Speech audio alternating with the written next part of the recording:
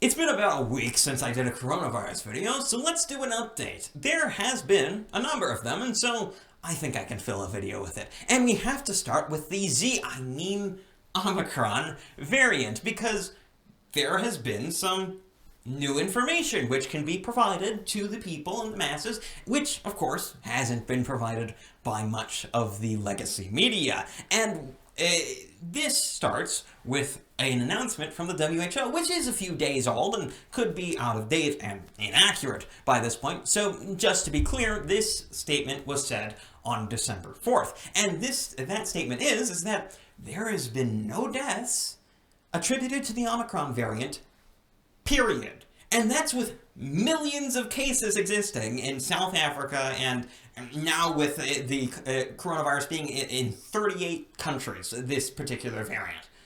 Which, might I say, is a really, really low death rate. And you might say, well, this is all preliminary. All of this is way before. I mean, compare this to the early death rates of, say, the original CCP virus variant.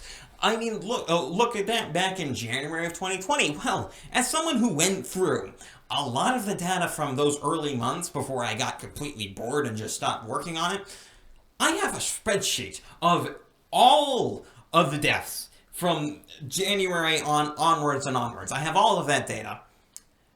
There was deaths in mid-February in America. Specifically, I don't have the whole world statistics, and it did take a little bit for it actually to get over to America, but I have America's, and within about a week, there was already deaths. But with this new variant, which has been around for, about a month at this point, and has been identified for something like 3.5 weeks, 0, and that's with millions of cases, it kind of strains credulity, but it makes sense and completely jives with what other authoritative sources have been saying about the Omicron variant for quite a while now, such as many of the doctors that discovered and have actually been treating people with the Omicron variant. They initially said that it was extremely mild, and that assessment has come to complete fruition, because at this point, Omicron has reached its peak. We have gotten to the point where it's not tapering off because, well, we're still having some increases, but at least the increases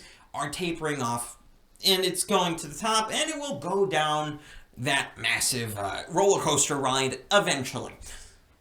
And so, we see that hospitalization rates, even at that point, at the peak, are down 60%.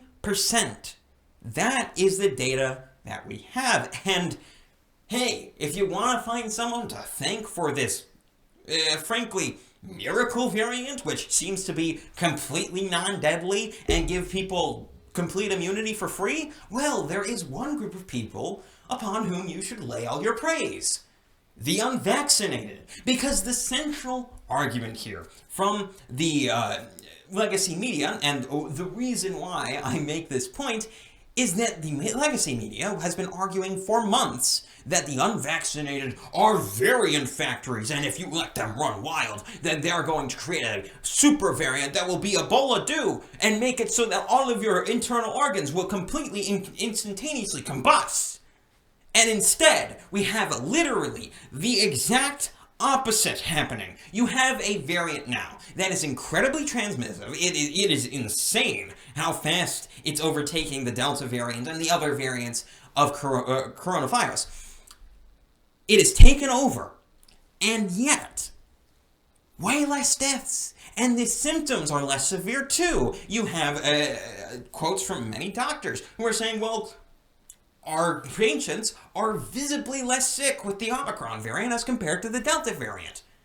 That's great, and it should be laid completely at the feet of the unvaccinated, as the legacy media themselves set up. You made this bed, now lie in it. But they won't. They are not intent on doing that at all. So instead, they're going to continue to attempt to fearmonger. Now, as I've established in previous videos, the fearmongering is not exactly working as well now as it was maybe a year ago, and so a lot of this is falling flat.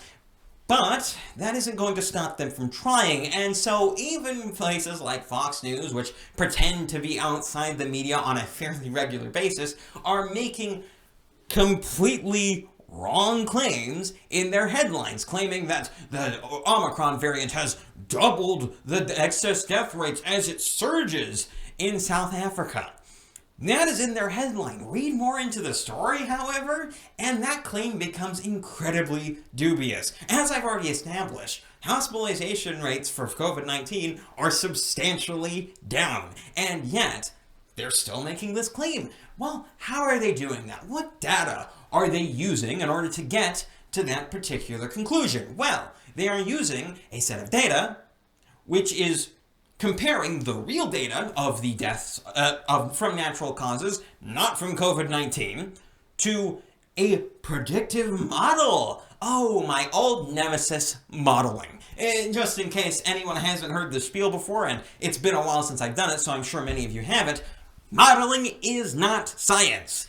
It is not. It is all based on fake data, and what they do is they take potentially real data, jumble it through mathematical calculations which assume their premises, and then spit out fake data, and they can get whatever they want from it. And this particular study is a perfect example of such, because I can't even find the original data that they used and put in to their predictive model. They were very reticent to tell you anything about the methodology other than the fact that it was in fact a predictive model, and they simply said that, well, excess deaths, and treated that statistic as if it was rote, and now many media corporations are doing so as well. But it's worth it to mention that excess deaths in this case is 2,000 as compared to 1,000. So yeah, that's a doubling, but when you look at it on the actual graph, it barely makes a dent. Certainly noticeable, but not something to really write home about, you know? It's not something that you should really panic